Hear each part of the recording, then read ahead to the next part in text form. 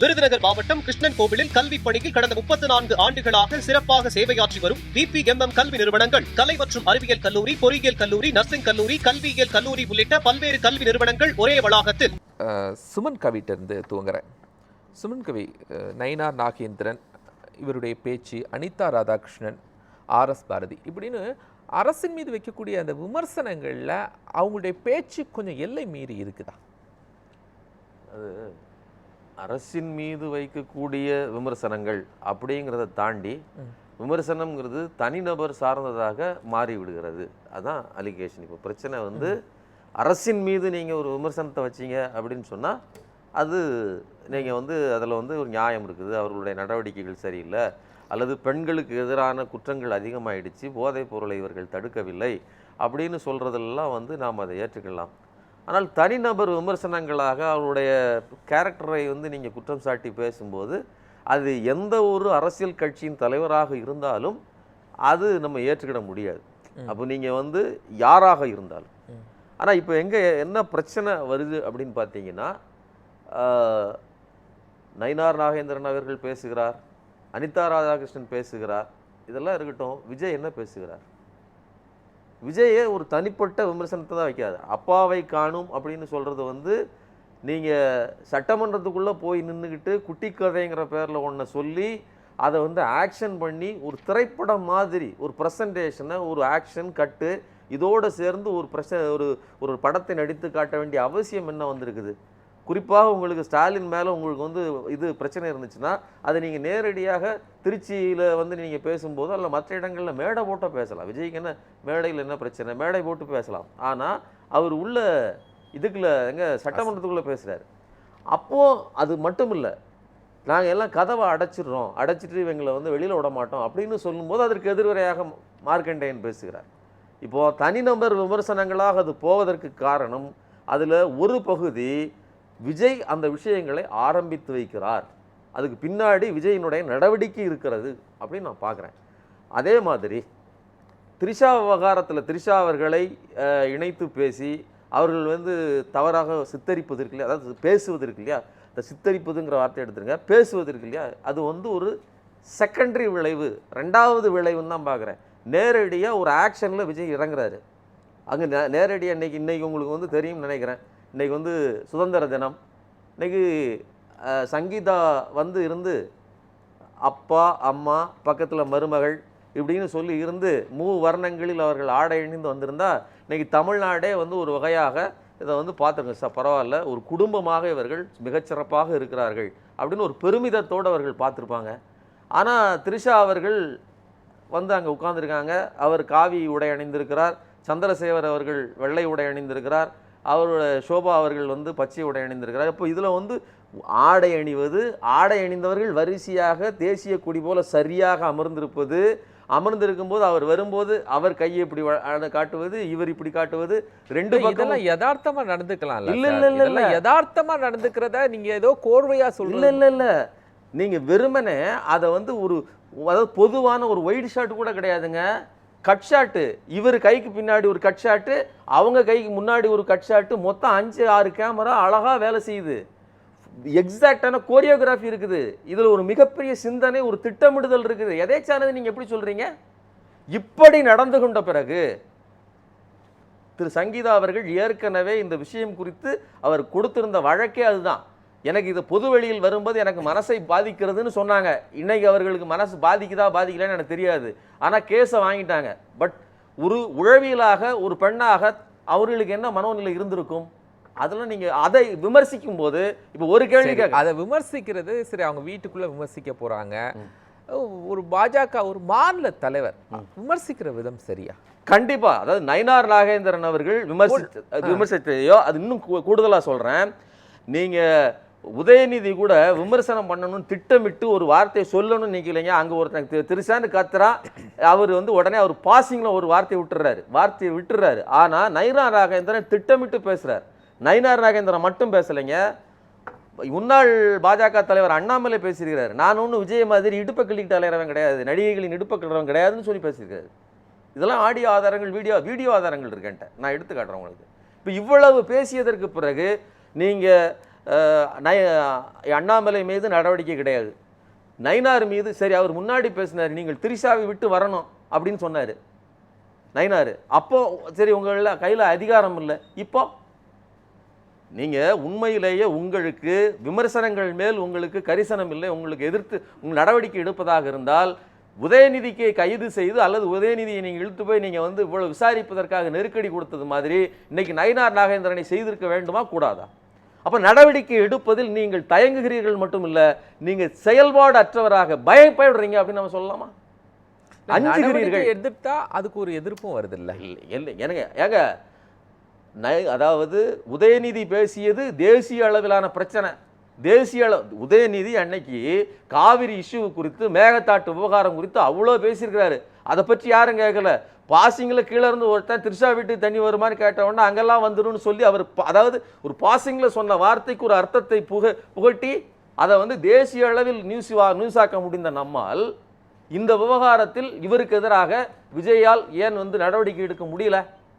அப்போ செலக்டிவா நீங்க நடவடிக்கை எடுக்கிறீங்கிறது மட்டும் இல்ல, பயப்படுறீங்க. பாஜகவை பார்த்து பாஜகங்கிற வார்த்தையை சொல்ல பயப்படுறீங்க.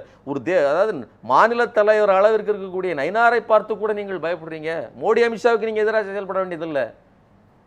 நயினார் நாகேந்திரனுக்கு எதிராக கூட உங்களால் ஒன்றும் செய்ய முடியாது. நீங்கள் செயல்பாடற்றவர்கள்.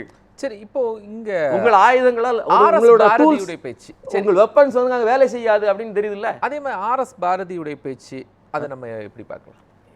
நான் அதை தான் சொல்றேன். தனி மனித விமர்சனங்களை யாரு பண்ணாலும் தப்பு தாங்க. நீங்க அப்பாவை காணும்னு சொல்லிட்டு இப்படி விட்டீங்க இல்லையா, அது சரியா? அது சட்டமன்றத்துக்குள்ள நீங்க பேசுனீங்க இல்லையா, அதற்கு எதிராகத்தான் இவர் பேசுறாரு. அப்பாவை காணும்னா நீங்க அங்க போய் தேடிக்கிட்டு இருக்கீங்கன்னு கேட்கிறாரு. சரிங்களா? நான் அதுக்கு மேல விமர்சனங்களை விளக்க வேண்டிய அவசியம் இல்லை.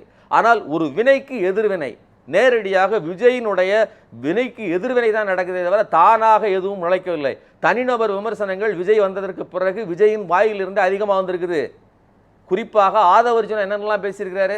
ஏங்க, சிபிஐ வழக்கு இருக்கும் போதே அப்பாவும் மகனும் சேர்ந்து திட்டமிட்டு பொலிட்டிக்கல் பர்சன்ஸை பத்தி பேசக்கூடிய விஷயம். இப்போ அசம்பிளிக்குள்ள அவங்க பொலிட்டிக்கலா இருக்கக்கூடிய லீடர்ஸ் குறித்து பேசுறாங்க. பட் பொலிட்டிக்கலி அசோசியேட் ஆகாத ஒருத்தர் குறித்து பேசுறது வெரி குட். பொலிட்டிக்கலி அசோசியேட் ஆகாதவர் அப்படின்னு சொல்றதுக்கு இன்னொரு வீடியோ நான் எடுத்து வச்சிருக்கிறேன். அதாவது மே மாதம் சிபிஐயில் விஜய்க்கு சம்மன் வருகிறது. விஜய் போறதுக்கு போறாரு. அந்த நேரத்தில் மிகப்பெரிய நெருக்கடி வருகிறது. தினமலர் என்ற பிரதான பத்திரிகையில் ஒரு செய்தி வருகிறது. அமித்ஷாவை சந்தித்த திரிஷாவும் அமித்ஷாவும் தனியாக சந்தித்து கொண்டார்கள். அவர்கள் தனியாக சில விஷயங்கள் பேசினார்கள். விஜய்க்காக வன்றாடி விஜயை காப்பாற்றியவர் அப்படின்னு டைட்டில் போட்டாங்க. விஜயை காப்பாற்றினார்னு. அப்போ திரிஷாங்கிற நபர் வந்து வெறுமனே ஒரு நடிகை. நான் மறுபடியும் சொல்கிறேன், விஜய் ஒரு நடிகராக இருந்து அவர்களுக்கு ஒரு அலிகேஷன் இருந்துச்சுன்னா, அது பொது வெளிக்கு வந்துச்சுன்னா அது ஒரு காசிப், அது ஒரு செய்தி. அது யாரோ ஒரு பத்திரிகையிலிருந்து எழுதிட்டு அதுக்கு தனி பக்கமே உண்டு பத்திரிகையில். உங்களுக்கு தெரியும், இந்த நடிகர், இந்த எழுத்து நடிகை, 3 ஷான்லாம் போடுவாங்க. உங்களுக்கு தெரியாதது இல்லை. ஆனால் இன்னைக்கு பகிரங்கமாக ஒரு பொலிட்டிக்கல் நடவடிக்கையில் ஈடுபடுகிறவர். நீங்கள் திரிஷாவை என்ன சாதாரண ஒரு பெண், ஒரு இன்னசென்ட் நடிகை அப்படின்னு எப்படி பார்க்குறீங்க? நான் சொல்லலைங்க, ஒரு பிரதான பத்திரிகை இருக்குல்ல சார். நீங்க ஒரு என்னை விட காணும் அப்படின்னு சொல்றதுக்கும் ஒரு பெண் குறித்த ஒரு சேர்த்து பேசுறதுக்குமான வித்தியாசம் இருக்குல்ல, அது ஒரு மிகப்பெரிய அளவிலான டிஃபரன்ஸ் இருக்கு. நான் என்ன சொல்றேன், ஒரு அலிகேஷன் இருக்குன்னு வச்சுக்கோங்களேன். இப்போ ஒரு அஃபென்ஸ் இருக்கு சார். ஒருத்தர் ஒரு அடிச்சிடுறாரு. அடிச்சது குற்றமா, இப்படி அடிச்சிட்டாங்கன்னு சொல்றது குற்றமா?